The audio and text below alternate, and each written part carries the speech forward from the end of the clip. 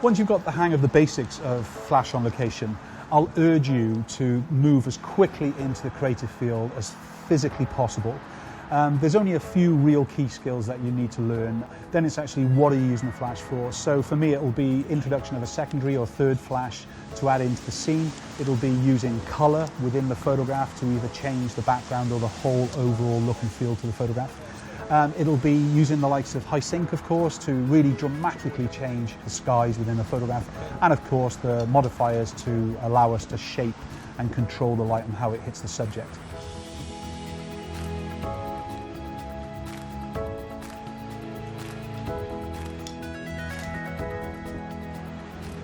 When I'm setting up the scene, the first thing to do is obviously set my key light, and the light modifier that I'm going to put on the front of that will obviously control the shape of the light.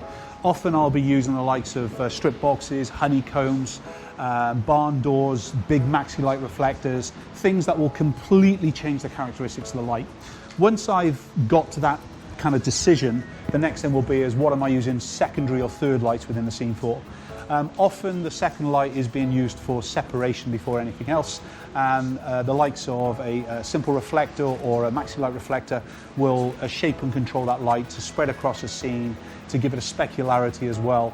The secondary light, though, of course, can also be used to light a background, like a wall or the scene within a drawing room. It's just really down to the whole kind of location you find yourself on, but one light to do one job. So the key light's job is to light the subject, secondary light is to actually give separation.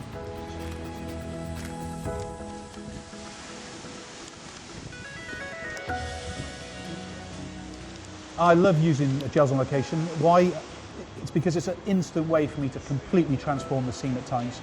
I can gel colour onto the background itself, or like I'm doing here, I'm using gel on the lighting which lights the subject and then adjusting the colour balance on camera, and it's a great way to transform the image.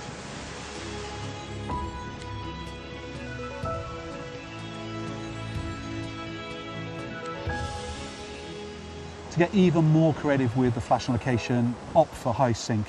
This allows me to shoot very, very fast shutter speeds, 2,000th of a second, 4,000th of a second and above. Allows me total control of my aperture instead of having to shoot at the 200th of a second at f16 and 22.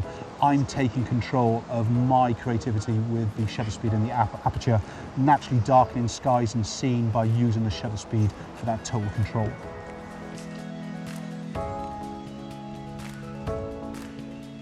So to take total control of your flash on location, remember those key things.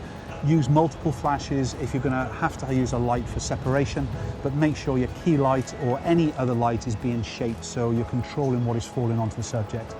Then use gels to either light the scene or totally change the color balance within the scene itself.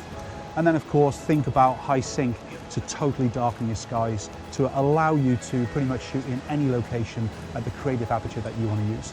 So apply any one of these things and your creativity of your photography is going to go to a different level on location.